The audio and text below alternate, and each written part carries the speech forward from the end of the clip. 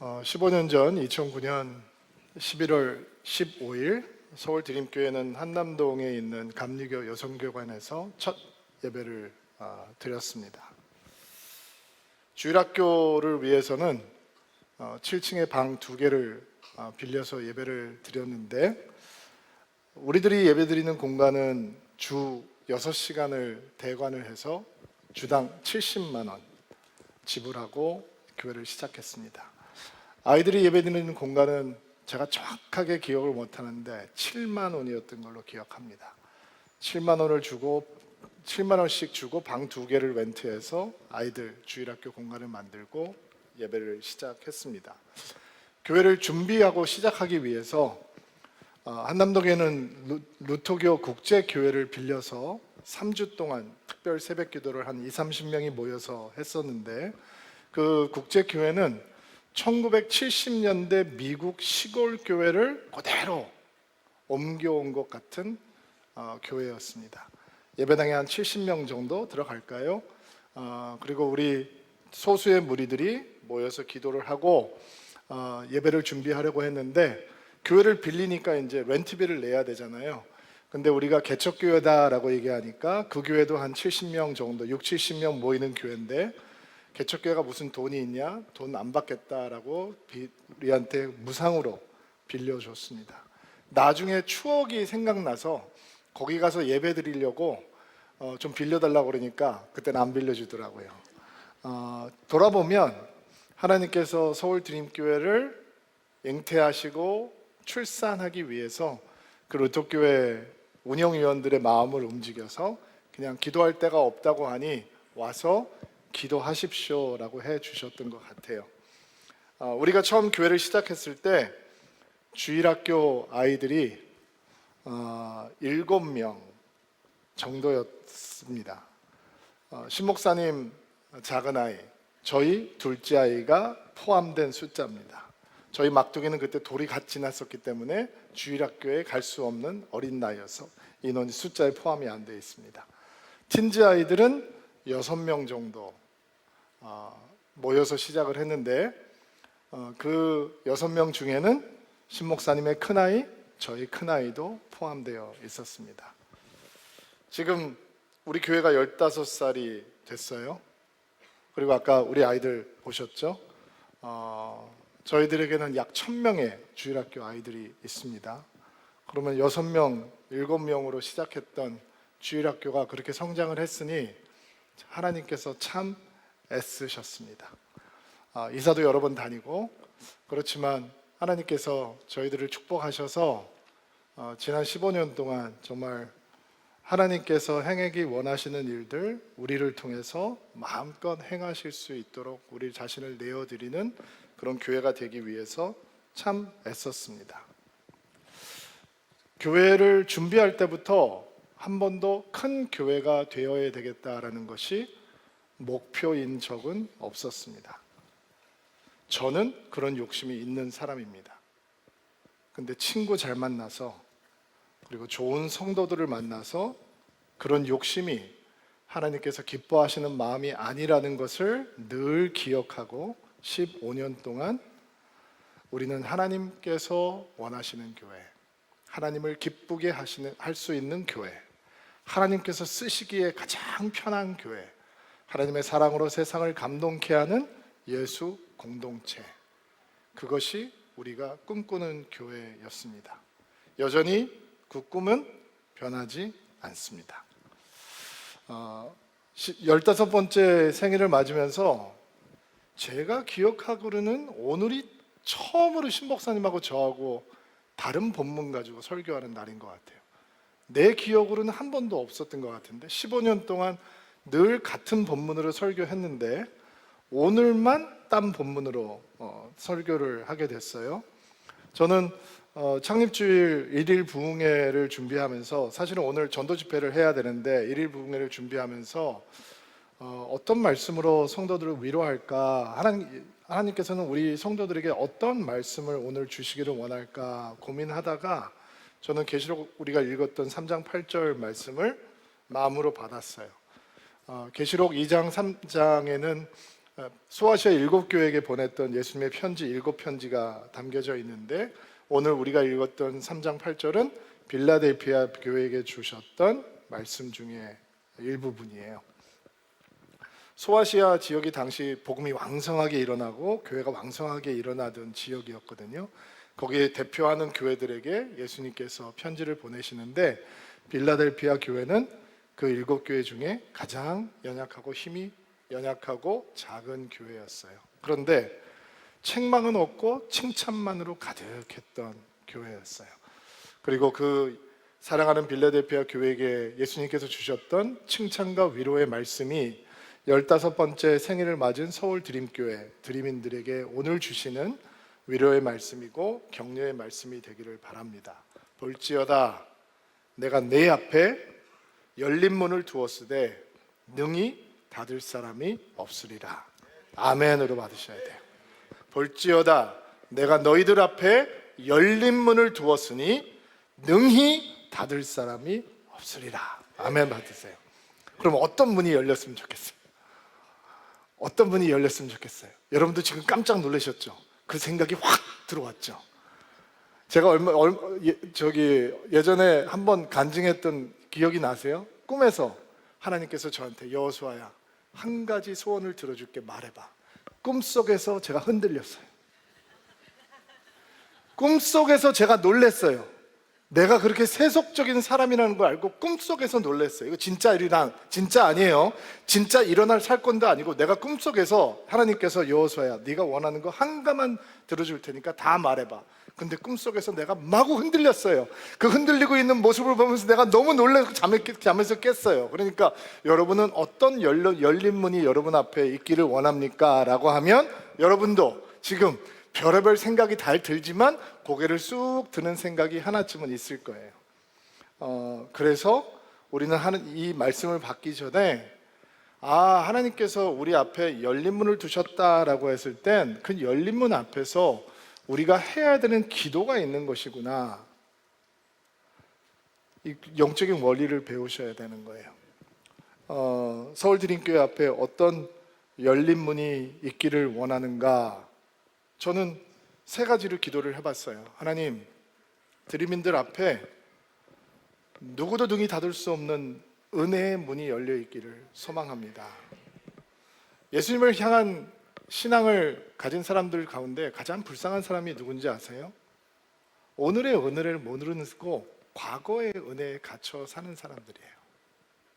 새로운 은혜를 맛보지 못하고 옛 은혜만 붙들고 있는 사람이에요. 오늘의 하나님을 만나지 못하고 과거의 하나님만 기억하고 있는 사람이에요. 은혜를 사모하는, 오늘의 은혜를 갈망하는 신앙이 없다면 신앙의 생명력과 열정은 사라져버려요. 믿음은 딱딱하고 굳어있는 명사가 아니에요. 펄펄 살아 움직이는 동사예요. 믿음은 진열장에 걷어놓는 장식품이 아니에요. 믿음은 살아 움직이는 역동력이 있는 것이에요. 그러니까 하나님께서는 날마다 우리에게 새로운 은혜를 부어주기를 원하시는데, 내가 예전에 경험했던 은혜만으로 우리는 절대로 오늘을 살아갈 수 없어요. 청년 때, 대학생 때, 고등학생 때 하나님 뜨겁게 만나는 거 너무 좋죠.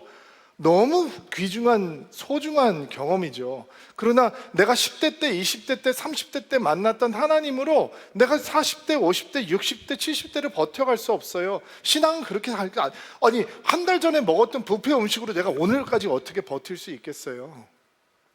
옛 은혜는 우리에게 소중한 자양분을 제공하지만 오늘 하나님을 맛보아 알지 못하면 우리의 신앙은 병들게 되고, 우리의 신앙은 무력하게 되고, 우리의 신앙은 매너리즘에 빠지게 되고, 우리의 기도는 힘을 잃게 되고, 우리의 열정은 방향을 잃어버리게 되는 거예요.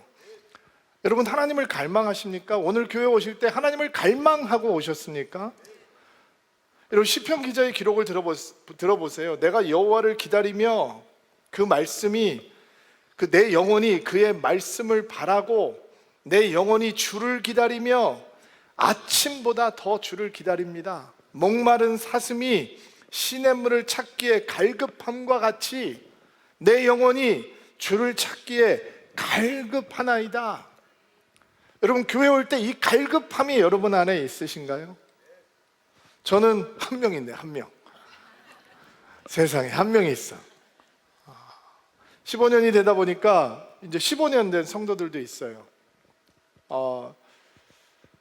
그분들이 신 목사님과 제 말씀을 들으면서 아유, 그 나물에 그 밥이다 라고 생각하면 어떡하지? 라는 생각을 해요. 가끔 해봐요. 제가 성도들을 바라보면서 정말 못 견디는 건요, 은혜를 기대하지 않는 눈초리예요. 은혜 안 받아도 된다라고 하는 표정, 저는 못 견디겠어요. 그거는 정말 경계해야 되는 마음이거든요. 주님 말씀 앞에서, 은혜 앞에서 다친 마음, 굳어진 마음, 이런 것들은 정말 우리가 경계해야 되는 마음이에요. 저희가 공동목회를 하다 보니까 다른 곳에 가서 공동목회 그 힘든 걸 어떻게 하십니까? 저는 물어봐요. 왜 힘들다고 생각하십니까? 혼자 하면 외로운데 같이 있어서 의지할 수 있고, 혼자 설교하면 힘 빠지는데 설교 들으니 나는 성도가 될 수 있고, 왜 힘들다고 생각합니까? 혼자 결정하면 지혜가 부족한데 같이 결정하니 지혜가 넘쳐나고, 혼자 하면 실수할 수 있는데 같이 하니 실수를 막아주고, 혼자 하면 내 맘대로 할 수 있는데 같이 하니 주님 맘대로 갈 수 있고, 왜 같이 하는 게 힘들다고 생각하십니까? 얘기를 해요. 이해를 못하죠. 같이 해본 적이 없으니까 이해를 못하는 거예요. 그런데 저는 공동목회의 축복 중에 가장 큰 축복은 뭐냐면, 저는 지난 15년 동안, 15년은 아니에요, 14년 정도 동안 1년이 지난 다음부터 항상 신도회 목사님 설교하시면 저는 성도의 자리에서 설교를 들었어요. 그리고 은혜를 받았어요. 그럼 왜 14년이냐, 왜 15년이 아니냐? 첫 1년은 교회를 너무 잘하고 싶어서 내가 시어머니처럼 잔소리를 했어요. 근데 내 친구가 훌륭해서 그거를 버텨내 줬어요. 그리고 언제 잔소리를 멈췄냐? 내가 내 친구 설교를 들으면서 울기 시작했어요. 여러분, 목사가 언제 누구의 설교를 듣고 울겠어요? 어느 목사가 친구 목사의 설교를 들으면서 울겠어요? 많지 않아요. 근데 저는 14년 동안 내 친구의 설교를 들으면서 은혜를 갈망해요. 신 목사님이 거의 10개월을 안식년 갔다가 이제 오늘 겨우 이제 합체로 저희가 같이 앉았어요. 혼자 하니까 힘들지 않습니까? 일은 하나도 힘들지 않아요. 근데 뭐가 제일 힘들었냐면, 은혜 받아야 되는데 은혜 받지 못하는 게 힘들었어요. 그럼 목사님 설교는 하면서 은혜 안 받으세요? 아니, 그거는 내가 여러분에게 은혜를 끼치려고 하는 거고, 늘 내가 설교를 잘하는 것도 아니고 설교를 잘 못할 때도 있으니까. 그러면 마음이 얼마나 어렵겠어요, 설교자들이. 근데 내 친구가 설교하면 내가 은혜를 받으니까 나도 성도의 자리에서 아멘, 주님 말씀하십시오, 나는 오늘 주께서 부어주실 은혜를 간구합니다. 어떨 때는 진수성찬이고 어쩔 때는 미움이고, 그래도 나에게는 영양분을 공급해주는 하나님의 양식이니까, 저는 우리 성도들에게, 여러분들의 목사는 우리 둘이 여러분들에게 전해드리고 보여드릴 수 있는 아름다운 영성 가운데 하나는 은혜를 갈구하고 말씀을 사모하고 저 주님 더 뜨겁게 만나기 위한 열망이라고 생각해요. 여러분, 은혜를 갈망하세요? 아니면 은혜 받아본 지가 하도 오래돼서 나 신앙생활을 안 할 수는 없고 교회를 다니기는 다니는데 안 하는 게 그냥 와서 앉아있다가 시간 때우고 가는 거예요. 이 정도에 혹시 머물러 있는 분들은 없을까요? 정말 없었으면 좋겠어요. 은혜의 문이 열려 있는데 그 은혜의 문에 뛰어 들어갈 수 없는 사람, 너무너무 불쌍한 사람이죠. 신앙에는 이런 아이러니가 있어요. 저희들이 이제 은퇴하려면 11년이 남았어요. 11년 더 들으셔야 돼요. 그러면 25년을 들으시는 거예요. 처음 우리와 시작하신 분이라면. 지겹겠죠. 저의 아내는 33년 동안 제 설교를 듣고 있어요. 그래서 다른 목사 설교를 들으면 너무 좋아해요. 특히 영어로 하는 미국 목사님들 설교 들으면 뭐 설교를 잘한다 그러고 뭐 너무 멋있다 그러고 막 그래요. 그렇겠죠. 33년을 들었으니까.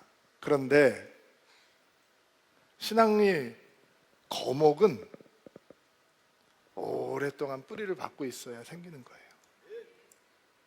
거목은 자주 옮겨 다닐 수가 없어요. 한 군데서 뿌리를 오래 내리고 주의 말씀을 듣고 견뎌내고 그 지루함도 질림도 익숙함도 견뎌내고 뿌리를 더 깊게 내리면 거대한 나무가 되는 거예요. 저는 여러분들이 서울드림교회에서 은혜의 문을 걸어 들어가 신앙의 거목들이 되기를 주의 이름으로 축복합니다. 유해사를 받았던 애가 이제 중학생이 됐어요. 유치원 때 우리 교회에 들어왔던 애가 군대 간다고 기도해달라고 왔어요. 저는 그들이 신앙의 거목으로 자라게 될 거라고 믿어요. 여러분 앞에 하나님께서 은혜의 문을 열어두실 거예요. 날마다 새로운 은혜, 매주 새로운 은혜. 여러분의 최고의 믿음은 언제 오는지 아세요? 내일이 여러분의 최고의 믿음이에요. 여호사 목사의 최고의 설교는 언제인지 아세요? 다음 주에, 다음 주. 왜? 난 또 일주일 동안 성장하고 올 거예요. 그러면 신 목사와 제가 여러분에게 할 수 있는 최고의 설교는 우리가 은퇴하는 날 설교하는 날이에요.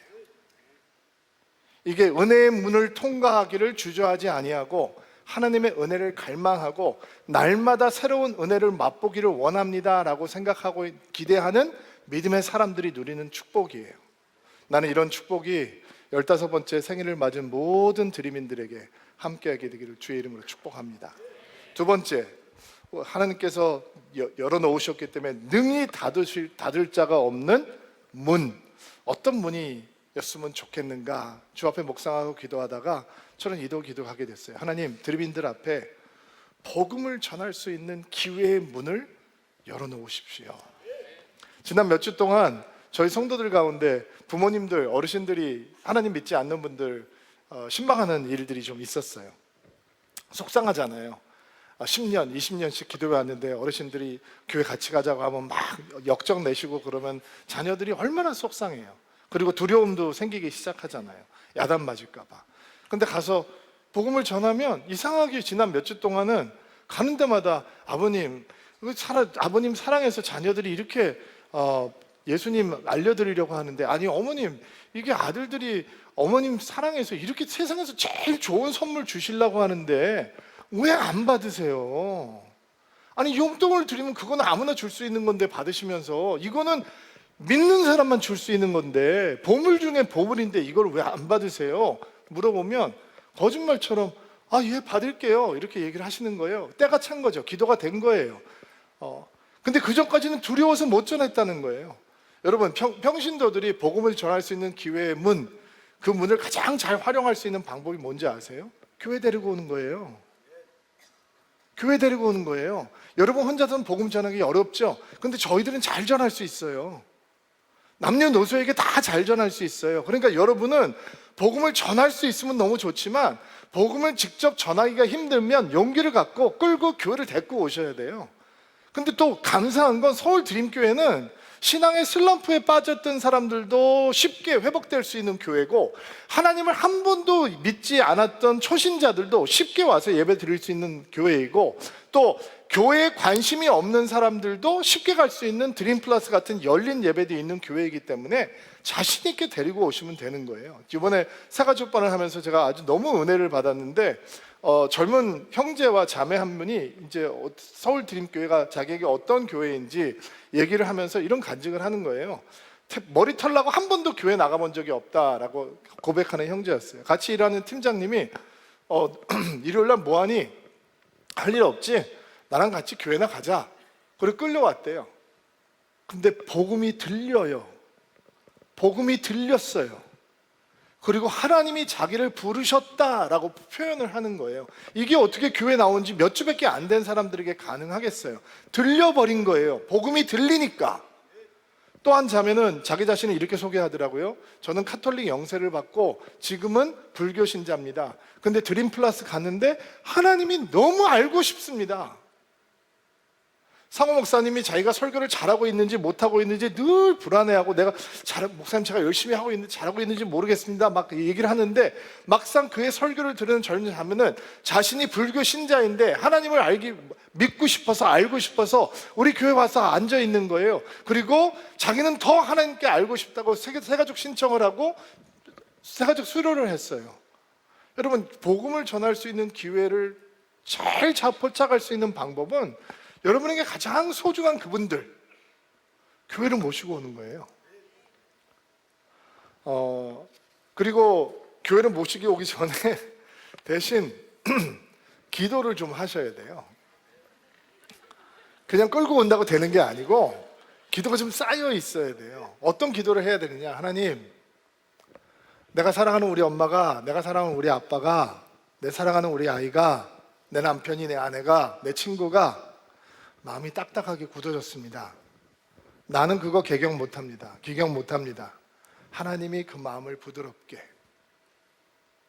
그 마음이 부드러워졌을 때 내가 초청하면 올 수 있도록 주님 도와주십시오. 그리고 여러분이 눈물을 흘리셔야 돼요. 여러분의 눈물이 그 굳은 마음을 기경하는 통로가 될 거예요. 여러분, 복음을 전할 수 있는 기회의 문을 잡는다라고 하는 것은 또 땅끝까지 선교사를 파송하면서 복음을 전하는 교회가 되겠다라고 하는 헌신이에요. 지난주에 와서 설교하셨던 이준성 선교사님하고 대화를 하면서 제가 깜짝 놀란 얘기를 들었어요. 충격적인 얘기를 들었는데,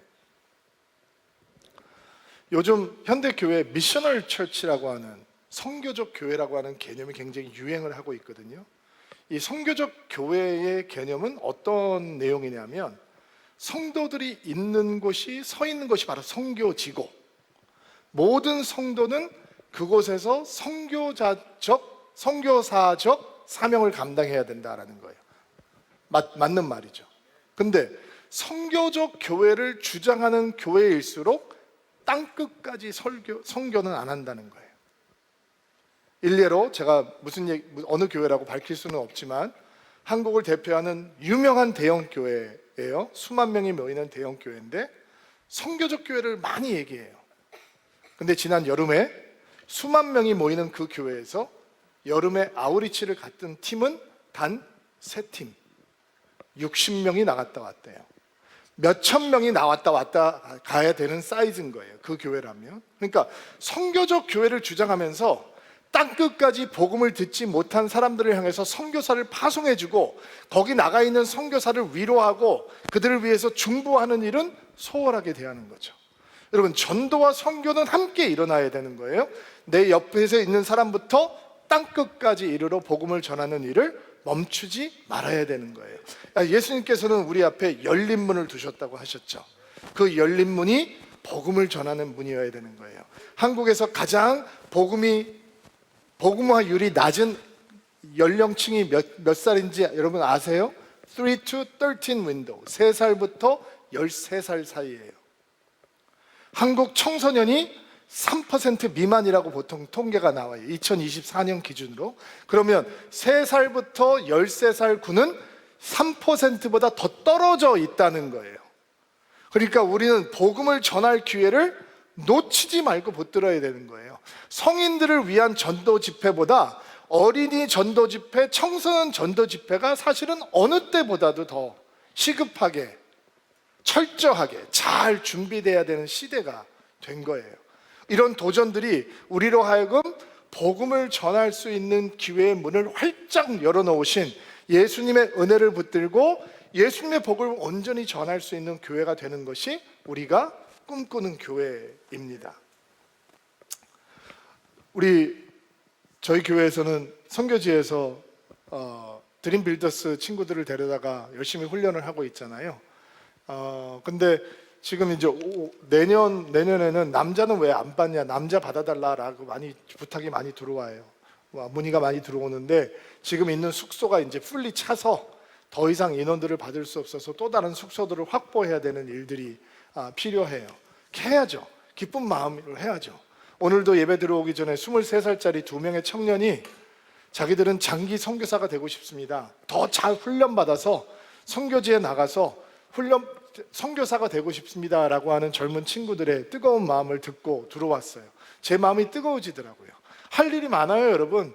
복음을 전할 수 있는 기회를 붙들고 그 다 열린 문 앞에서 우리가 결단해야 되는 일들이 많다고요. 그런 사람들을 선교사로 훈련해서 땅끝까지 보내고 빌더스의 사람들, 친구들 데려와서 여기서 한국 기도 가르쳐주고 한국 교회들 만나게 해주고 그들의 중보를 등에 업고 그들의 민족에게 돌아가서 복음을 전하게 해주고, 이제는 한국에서 선교사들이 많이 안 나오니까 그 지역에 있는 선교사들을 데려다가, 자녀들을 데려다가 그들을 다시 그들의 나라로 혹은 제3국으로 파송하는 일들을 우리가 해야 되는 거죠. 예수께서 그 문을 열어놓으셨어요. 그리고 예수께서 열어놓으신 그 문을 닫을 자가 아무도 없는 거예요. 할렐루야. 저는 우리 예수님께서 기뻐하시는 교회가 되기 위해서 그 복음을 전할 수 있는 기회를 놓치지 않는 서울 드림교회가 되기를 주의 이름으로 축복합니다. 마지막으로 예수님께서 어떤 문을 열어놓으시면 정말 감사한 마음으로, 기쁜 마음으로 그 문을 향해 달려 들어갈 수 있을까 묵상을 하다가, 하나님, 부흥의 문을 열어주시면 좋겠습니다, 얘기했어요. 여호사 목사님이 나이가 들어가니까 이제 욕심이 과해지시는구나, 사람도 많게 되기를 원한다는 거지, 주차도 불편한데 참, 이런 생각 드시죠? 나는 사람 많은 게 부흥이라고 생각하지 않아요. 예전엔 그렇게 생각했어요. 사람 많아지는 게 부흥이다. 근데 지금은 아니에요. 몸집 불리는 건 부흥이 아니에요. 부흥은 죽었던 게 살아나는 게 부흥이에요. 흔들렸던 게 견고해지는 게 부흥이에요. 부흥은 죄를 끔찍하게 싫어하고 미워하고 증오하게 되는 거예요. 죄와 적당한 동거를 그만두고 죄를 청산하고 거룩과 성결의 발걸음을 시작하는 게 진정한 부흥이에요. 부흥은 적당히 하는 거 아니에요. 부흥은 죽도록 주님 사랑하고 죽도록 주님께 헌신하고 죽도록 주님께 충성하는 것이 부흥이에요. 부흥은 노력으로 이루어지는 거 아니에요. 성령으로 다가오는 거예요. 부흥은 우리의 일요일을 주님께 드리는 거 아니에요. 우리의 일주일을, 우리의 1년을, 우리의 평생을 주를 위해서 사는 것이 부흥이에요. 우리의 종교 생각을 바꾸는 것이 부흥이 아니에요. 우리의 세계관도 바꾸고 우리의 시간과 재능과 은사와 열정과 우리의 재정까지 송두리째 주님께 모든 것을 드리는 것이 진짜 부흥이에요. 부흥은 우리의 인생을 예수를 위한 인생이 되게 하는 거예요. 주님이 우리를 위해서 존재하는 것이 아니라 내가 주님을 위해서 존재한다라고 하는 것을 겸손하게 고백할 수 있는 것이 진짜 부흥이에요. 부흥은 내가 사는 것이 아니에요. 그리스도께서 이제 나를 통해서 사시는 것이라 라고 작은 예수가 되기를 주저하지 않는 것이 부흥이에요.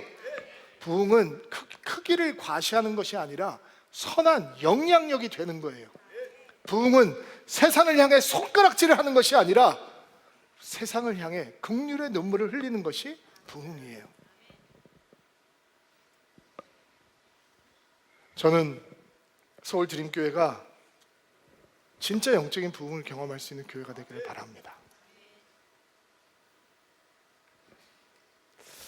제가 좋아하는 목사님 한 분이 계신데 설교를 자주 듣는데 나이가 들어가시면서 성찰보단 비판이 많아지셨어요.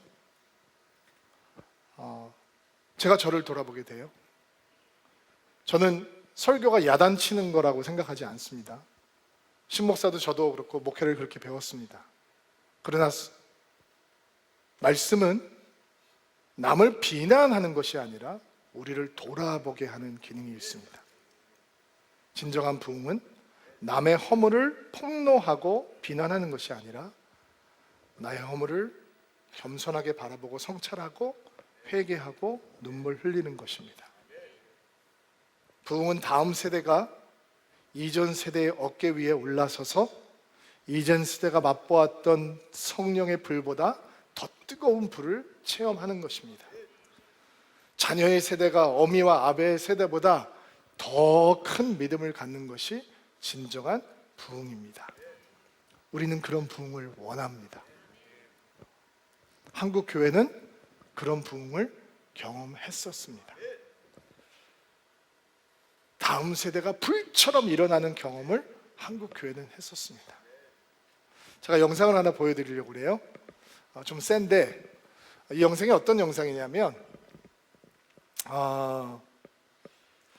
국악하고 현대 음악하고 이렇게 콜라보를 하는 크로스오버 음악을 하는 오디셔닝 프로그램인데, 국악으로 에미넴의 Lose Yourself라고 하는 랩 음악을 하는 영상이에요.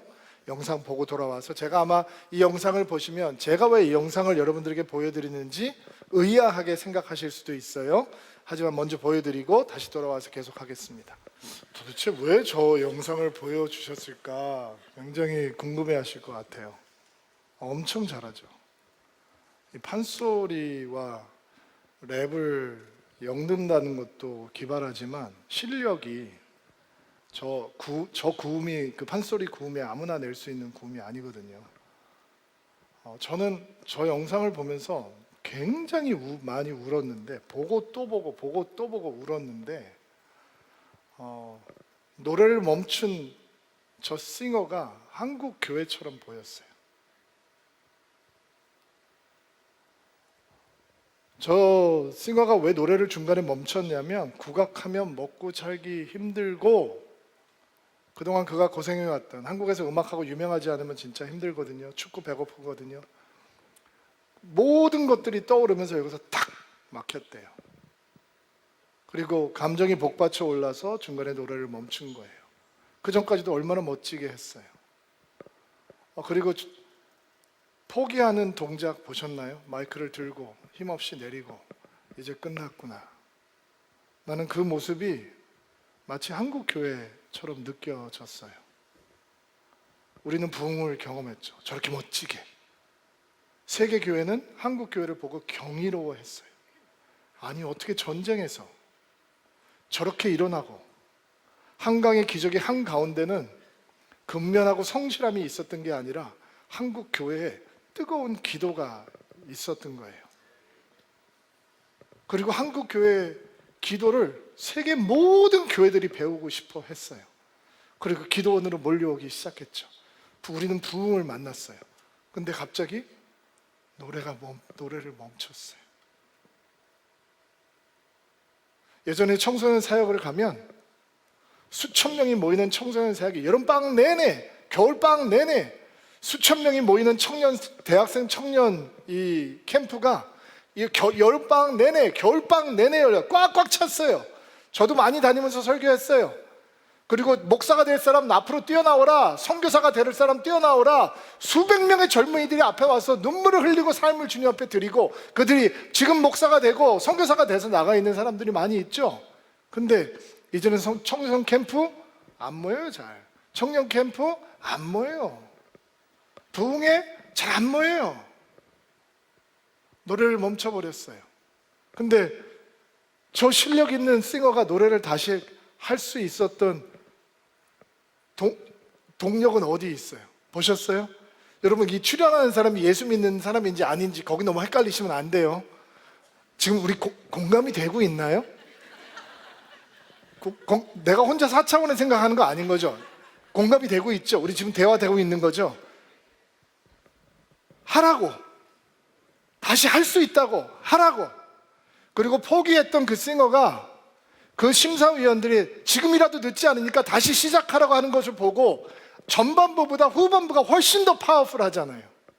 지금 한국 교회가 노래를 멈춘 것 같아요. 특별히 어린이 사역, 청소년 사역, 청년 사역, 이 위대했던 부흥의 노래가 멈춰진 것 같아요. 지난 10년 동안 주일학교 인원이 메이저 교단에서 35% 줄었어요. 성인이 9% 줄었는데 35%, 거의 4배가 되는 숫자예요.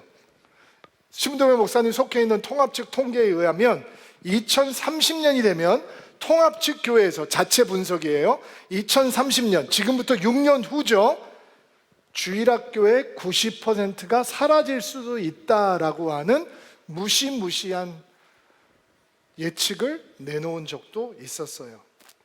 예수교 장로회 합덕중, 한국에서 가장 큰 교단입니다. 2021년 1257개 교회 중에 22.4%는 주일학교가 아예 없어요. 주일학교가 있는 교회 중에 50% 이상은 부서 인원이 10명 미만이에요.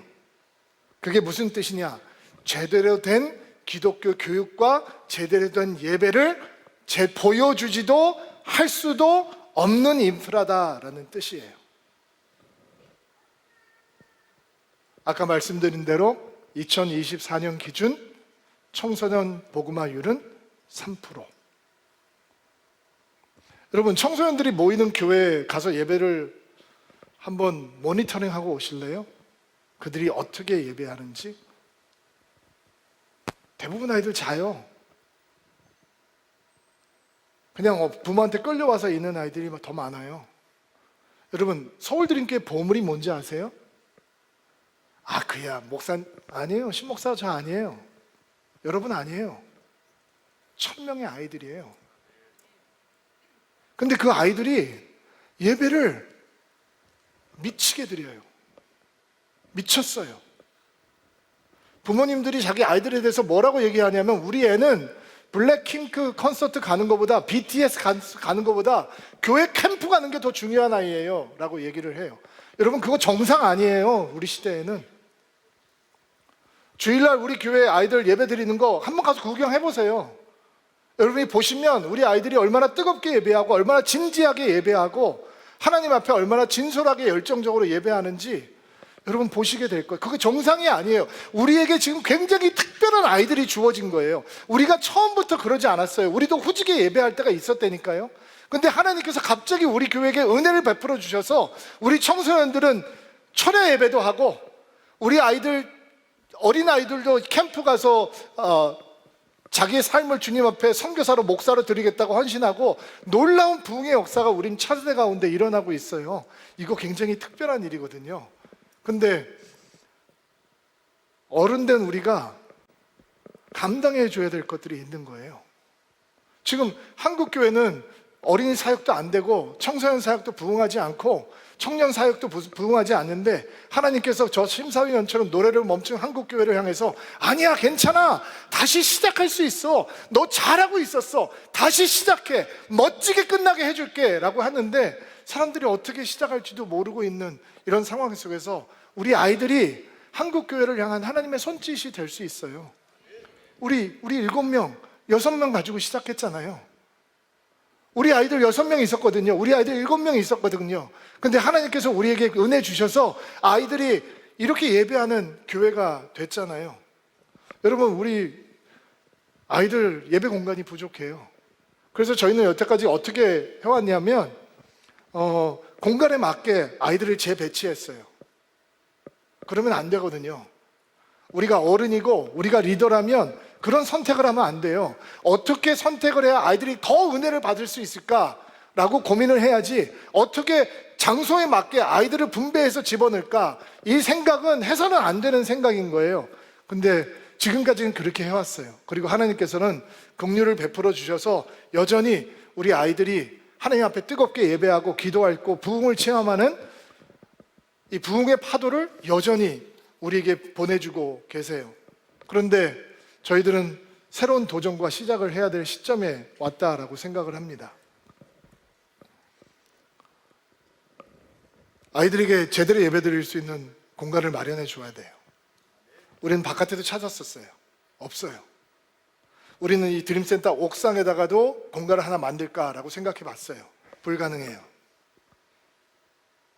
그래서 학교에 우리가 예배드리고 우리 아이들이 마음껏 예배드릴 수 있는 공간을 건축을 해서 기부를 하고 장기 계약을 하고 우리 아이들이 자기가 원하는 만큼 마음대로 예배할 수 있게 공간을 준비하는 일을 시작해야 해요.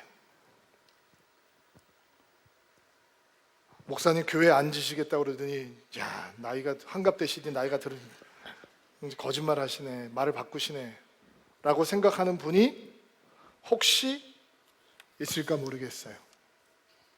교회 짓는 거 아니에요. 우리 미래를 위해서 아이들이 더 부흥할 수 있도록 공간을 마련해 주자라는 거예요. 난제가 있어요. 악재가 3개나 우리를 막고 있어요. 첫째, 모아놓은 돈이 없어요. 둘째, 그럼 대출을 해야 되는데 우리는 재산이 없기 때문에 담보가 없어요. 셋째, 대출도 그러므로 쉽지 않아요. 근데 빨리 해야 해요. 우리 때 속히 해야 해요. 천천히 돈 모을 때까지 기다렸다가 적당한 때가 되면 하면 되지, 이렇게 할 수 있는 일이 아니에요. 그러려면 마음을 모아야 돼요. 아니 근데 이렇게 반응하면 안 되는데, 이렇게 하면 마음이 안 모이는 거예요. 우리는 마음을 모아야 돼요. 우리 아이들을 위해서 우리 세대보다 더 부흥할 다음 세대가 일어나고 있다는 것을 믿고 그 선물을 믿음으로 받아들이고 우리는 마음을 모아야 돼요. 딴 얘기하는 사람이 있어서는 안 돼요. 전 이민교회 출신이잖아요. 이런 일이 있으면 딴 얘기하는 사람들 너무 많이 만나봤거든요. 교회가 망가지고 흔들리고 싸우고 갈라지고 너무 많이 봤어요. 이런 중요한 일 앞에서는 한 마음을 하나로 모아야 돼요. 마음이 하나로 모아야 기도가 하나로 모여요. 기도가 하나로 모아야 우리는 능력이 없지만 하나님께서 행하시는 일을 기도 속에서 볼 수 있는 거예요. 우린 다음 세대를 위해서 부흥의 발판을 준비해 주어야 돼요. 우리보다 더 큰 부흥이 그들을 통해서 일어날 수 있도록 우리는 먼저 헌신해야 해요. 굉장히 중요하고 큰 일이죠. 감당할 수 있을 거예요. 우리가 한 마음을 품고 기도하면 하나님께서 우리를 통해서 역사하실 거예요. 제가 이번 주에 이 말씀 묵상하고 지난 몇 주 동안 이 말씀 묵상하면서 저는 개인적으로 많이 눈물을 흘리면서 하나님 앞에 감사했던 건, 빌라델피아에게, 이런 교회에게 이런 말씀을 하세요. 내가 작은 능력을 가지고도 내 말을 지키며 내 이름을 배반하지 아니하였다. 나는 이 말씀이 먼저 나를 위한 말씀으로 받았어요. 여러분, 저는 목사감이 아니에요. 나는 설교자감이 아니에요. 나는 설교자가 되기에는 너무 능력이 없는 사람이에요. 그래서 나는 고3처럼 사는 거예요. 나는 여러분들을 믿음으로 인도하기에는 너무 연약하고 부족한 사람이에요. 그래서 나는 주님만 의지하고 지금까지 달려오고 있는 거예요. 말씀을 받으면서, 주님, 서울 드림교회 남들이 보기에 너무 건강하고 아름다운 교회가 됐습니다.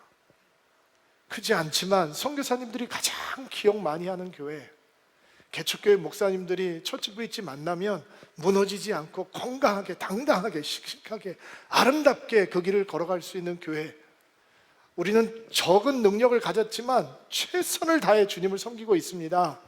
이런 기도를 하면서 하나님께서, 아니 이렇게 작은 능력을 갖고 있는 서울 드림교회에게 이렇게 큰 일을 맡겨주셨다면 우리가 앞으로 넘어가야 될 난관들이 많이 있지만 재단하고도 관계를 해야 되고, 선생님들하고 교장 선생님들 관계를 해야 되고, 학생들과 학부모들하고도 관계가 있어야 되고, 모든 과정들이 있지만 하나님, 우리 능력이 작은 거 주님 아시죠? 그러나 주님께서 주님 말씀 믿고 따라가는 우리들 붙들어 주실 줄 믿습니다. 기도하면서 제가 많이 은혜 받았어요. 자, 15년 동안 하나님께서 우리를 지키시고 15번째 생일을 맞은 우리들에게 하나님께서 새로운 마음과 새로운 방향을 보게 하십니다. 여러분, 우리 뜨거운 마음 갖고 같이 가십시다. 우리 다음 세대를 위해서 하나가 되십시다. 노래를 멈춘 한국 교회를 향해서 다시 노래를 부를 수 있다고 하는 바로 그 손짓이 우리가 됩시다. 특별히 우리 다음 세대 아이들에게 너희 부모들이 경험했던 부흥보다 더 큰 부흥 너희들을 통해서 부를 수 있으니 이제 하나님의 노래를 시작하거라, 격려할 수 있는 우리 어른들이 될 수 있도록 우리 마음도 모으고 기도도 모으고 뜨거운 마음 모읍시다. 하나님께서 우리를 통해서 역사하실 줄로 믿습니다.